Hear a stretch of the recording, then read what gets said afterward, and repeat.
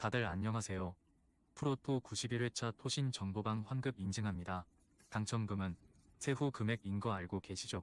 다들 아시겠지만 한 경기 취소되어 당첨금이 반토막 났지만 그래도 당첨 모두 축하드리며 오늘 경기도 분석 시작해보겠습니다. 금일 첫 번째 경기 셰필드 웬즈데이 대 스완지 분석 시작해보겠습니다. 셰필드 웬즈데이는 리그 우승을 노리는 벌리를 만나 홈에서 패했다. 강팀 상대로도 발렌틴과 마빈 존슨 등 윙백 자원들이 활발한 오버래핑을 통해 기회를 노렸고 우구보의 문전 침투도 있었는데 강력한 벌리 수비를 넘지 못했다. 그래도 가사마가 컨디션을 확실히 끌어올리며 측면에서 위협적인 움직임을 보여줬다. 이 경기에서는 무사바와 함께 팀의 공격을 이끌 것이다. 스완지는 휴식기 이후 첫 경기에서 블랙번에 패했다. 한국 대표팀 일정에서 다친 엄지성이 6주 이상 빠질 것이라는 예상이 나온 가운데 대신 출전한 비안치니가 기대 이하의 경기력이었고 리암 쿨렌도 전방에서 다소 고립된 모습이었다. 3경기 연속 팀 득점이 나오지 않은 점도 아쉽다. 셰필드 웬즈데이의 승리를 본다. 스완지는 센터백인 벤자민 카방고를 비롯해 수비 라인을 보호하는 그라임스의 존재감이 큰 팀이다. 그러나 로날드를 제외하면 홈팀 수비를 넘어설 확실한 공격 옵션이 없다. 가사마와 우구보, 안토니 무사바가 공격적으로 문전 침투에 나설 홈팀이 승리할 것이다. 금일 두 번째 경기 스토크시티 대 브리스톨 분석 시작해보겠습니다. 스토크시티는 지난 주말 홈 경기에서 난적 노리치 상대로 승점을 따냈다. 기대했던 3점은 아니었지만 밀리언이 다시 선발로 나서 팀을 패배에서 구해냈다. 배준호도 한국 대표팀에서 보여준 재기 넘치는 플레이를 이어갔는데 경기 내내 측면과 최전방을 오가며 상대 수비에 부담을 줬다. 최근 3경기에서 1승 2무로 무패를 달리는 상황인데 로즈가 이끄는 수비 안정감도 인상적이다. 브리스톨은 미들스브러 원정을 승리하며 순위를 끌어올렸다. 일본 공격수인 히라카와 유와 더불어 윙어로 나선 메으메티가 골을 터뜨리며 기대 이상의 성과를 냈다. 옥스포드전 이후 3경기 연속 멀티골 경기가 나오지 않았는데 휴식기 동안 팀 정비를 잘한 모습이다. 이 경기에서도 미들스브러 전처럼 선수비 후역습으로 임할 것이다. 접전을 본다. 스토크시티는 배준호와 캐넌, 밀리언 등 공격을 이끄는 스리톱이 정상적으로 출전해 상대 수비를 공략할 것이다. 홈의 이점도 누릴 수 있다. 그러나 나이트가 백포 앞에서 수비 라인을 안정적으로 보호하며 경기에 나설 브리스톨이 수비로 버틸 수 있다. 브리스톨이 원정에서 승점 1점을 챙길 것이다.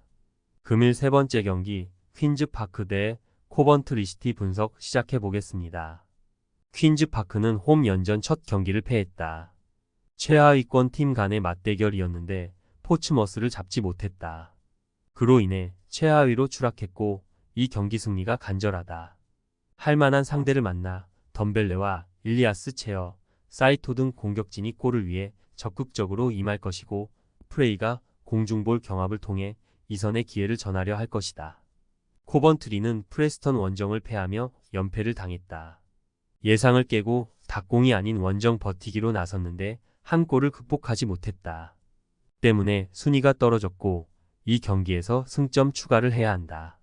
최전방에 나서 역습을 전개할 스트라이커, 심스를 제외한 선수들이 자신의 진영을 지키는 운영으로 임할 것이다. 접전을 본다. 퀸즈파크는 니콜라스 마센의 공격 가담 능력이 좋기에 홈에서 공격에 기여를 올릴 것이다. 그러나 심스를 제외한 선수들이 웅크리고 원정에 나설 코번트리의 골문을 쉽게 열기 어렵다. 벤 시프와 에클스 등이 늘 수비 진영에 머물며 상대의 공세를 차단할 코번트리가 승점 1점을 챙길 것이다. 금일 네 번째 경기 지로나 대 슬로반 브라티 분석 시작해보겠습니다. 지로나는 챔스 2차전 경기에서 경기를 지배하고도 페에노르트에 패했다. 반더 비크와 로페스 등의 골이 터졌고 점유율을 2배 가까이 가져가며 수차례 좋은 기회를 만들었는데 승점을 추가하지 못했다. 이 경기는 전력 누수를 안고 나서야 하는데 휴식기 동안 주전 윙어인 치간코프를 비롯해 포르투와 스투아니 등 공격수들이 부상을 당했다.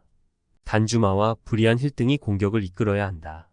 슬로바는 아포엘과 미트월란 등을 잡고 챔스로 왔지만 챔스의 높은 수준에 좌절 중이다.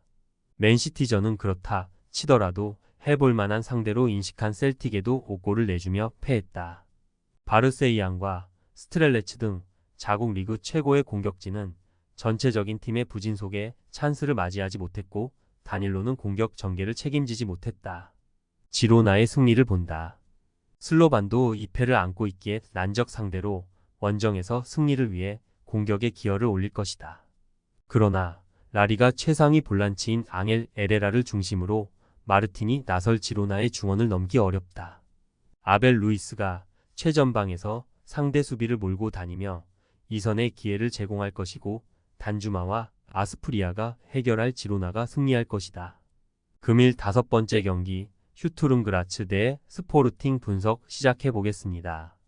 그라츠는 첫 2경기에서 브레스트와 브리에 등 비슷한 전력의 팀을 만났지만 승점을 따내지 못했다. 스켈펜 키퍼를 중심으로 니클라스와 아이브 등이 나선 수비 라인은 쉽게 무너지지 않았지만 최전방에서 기회를 골로 만들지 못했다. 측면과 최전방을 오가며 키테슈빌리가 공격을 이끌었지만 미카가 침묵했다. 스포르팅은 릴과 호벤 상대로 승점 4점을 챙기며 16강을 향해 가고 있다.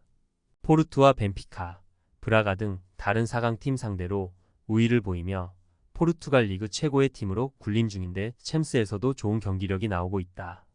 리그 8경기에서는 27골을 기록하는 동안 단 2실점했고 챔스에서도 데바스트와 이나시우 등이 최종 수비를 확실하게 책임지고 있다.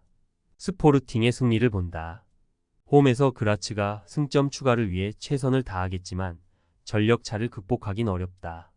모리타와 히울만이 중원에서 점차 경기 주도권을 팀에 가져올 것이고 트링캉이 상대 최종 수비를 돌파로 넘어설 원정팀이 승리하고 상위권 순위를 유지할 것이다. 금일 6번째 경기 레알 마드리드 대 도르트문트 분석 시작해 보겠습니다. 레알은 지난 리그 원정에서 일격을 당했다.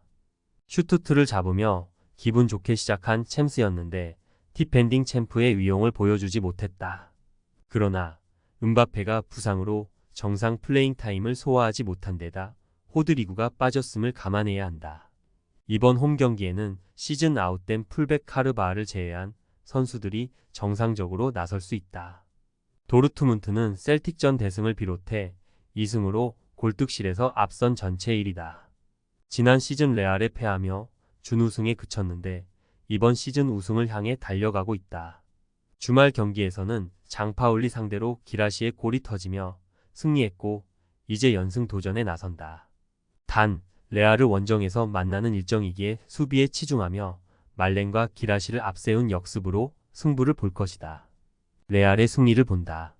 도르트문트는 그로스와 엠레 찬 등이 중원에 나서 안정적인 경기 운영을 하려 할 것이다.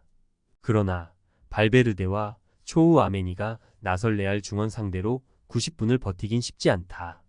음바페와 비니시우스가 경기 내내 상대 측면을 허물며 기회를 만들 레알이 승리할 것이다.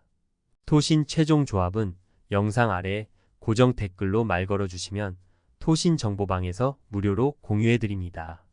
제발 손해보면서 토토하지 말고 다같이 웃으면서 즐겁게 베팅합시다. 함께 하실 분들은 부담 갖지 마시고 편하게 말 걸어주세요.